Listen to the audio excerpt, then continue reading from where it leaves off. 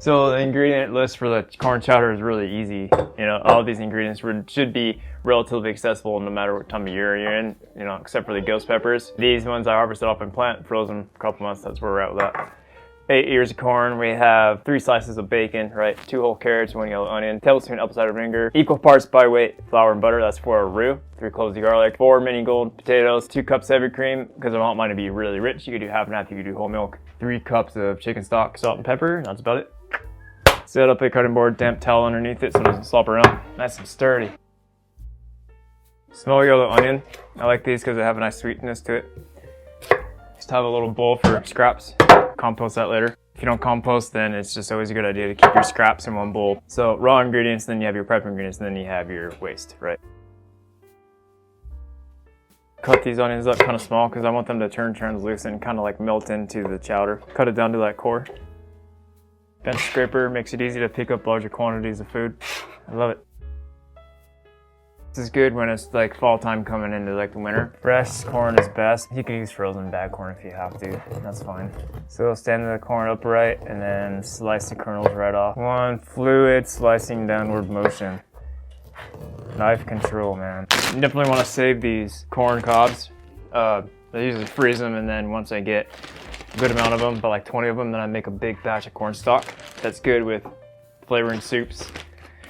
You can make sauces with it. You could freeze the stock in little ice cube trays and then use those little ice cubes of frozen stock. All these ingredients are going to get added at different times in the cooking process, so just put them in separate bowls. Next ingredients we have to work with are the whole carrots. Give them a wash and give them a peel. Cut them up the same size as the corn.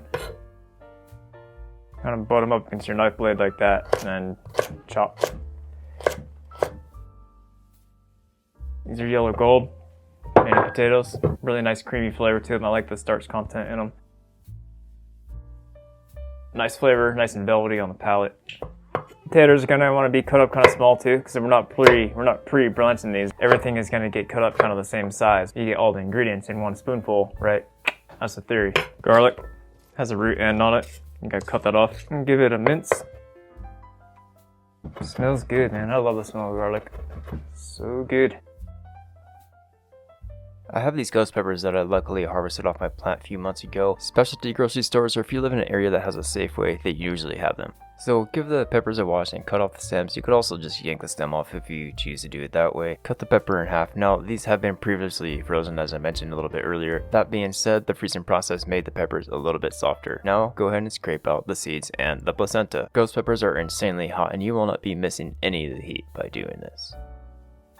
I highly recommend wearing gloves when you're handling ghost peppers. These things are super hot, and that capsaicin will literally like just burn your skin. Right?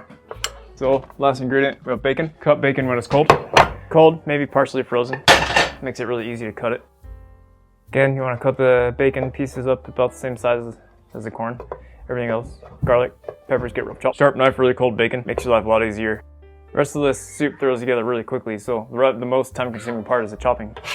So when you're cutting up a bunch of things like for a soup and you have meat, whether it's raw or cooked, cut the meat up last. First, I'm gonna render the fat out of the bacon, crisp it up. I like having crispy bits of bacon in my chowder. Gives it a nice little bit of a texture to the chowder too, yeah? I don't like, rubbery, just gross bacon. It's not very pleasant on the palate. Just turn the heat down just a little bit, yeah? Adjusting the temperature is like throttle control, you know what I mean? Got to be able to turn it up, turn it down when you want more or less heat going. Nice crispy bits. Good to have a slotted spoon of some sort. Remove most of that fat from the pot, because we're not going to necessarily need all of that as that chowder comes up too as simmering cooks. If you have too much fat in there, it'll make the soup split. So I'm going to use about a teaspoon of that fat, and we're going to cook these onions until translucent in that bacon fat. Salt the onions. It's gonna help pull up moisture out of the onions and flavor. Plus, releasing the moisture from the onions is gonna help the fond release from the bottom of the pan. Okay, so once the onions are translucent, toss them in garlic.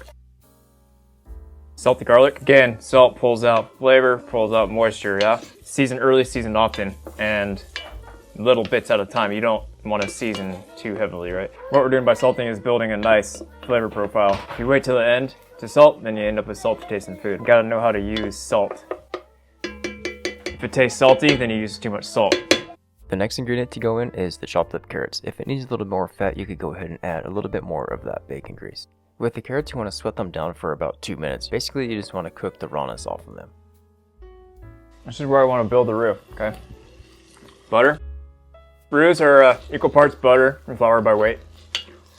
I have roughly a quarter cup of butter, right, if I had to put in cup measurements, and about loosely half of a cup of flour, AP flour. Makes a difference the type of flour you use on a roux too. Melt that butter all the way in first before adding the flour. And then what I like to do is make a little whale in the middle of the carrots. I just cook the rawness off the flour for a couple minutes, probably like 2-3 minutes, something like that. It's gonna look like a thick paste at this point in time.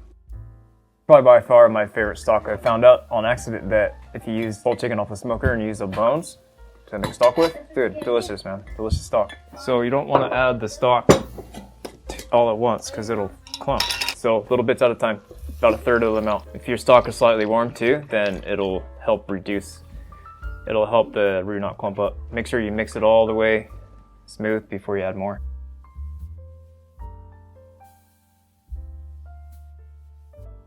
Okay, then we can just go in with the rest of the stock. Looks a little thin right now. Once this comes up to a simmer, then you'll know how thick it's gonna be. Okay, now we just chuck in the rest of the ingredients. We have the bacon, add the peppers. It's gonna be a spicy chowder. I'm so excited to try it. So it's a good idea to have extra stock on hand just in case it ends up being too thick. Then going with the cream. And then with the vinegar. The vinegar helps build the flavor profile. It's part of the seasoning process, yeah. One thing to take note of when using vinegar as a seasoning is if you taste the vinegar, then you add too much. It's really there to highlight the flavor and build a nice flavor profile. Gently simmer this for 10-15 minutes or so. It's gonna help develop all those flavors. It's gonna help build the body of the chowder, and it's gonna cook the ingredients the rest of the way through. Good amount of corn to potato, carrot ratio. Looks awesome. Tell it needs more salt.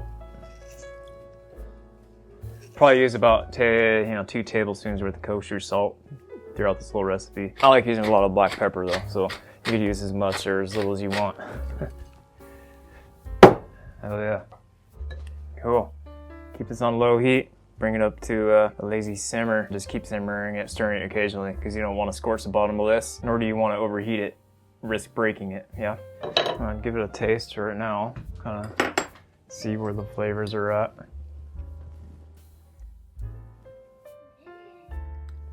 Get smokiness right up front too, that's nice. Has a nice sweetness to it.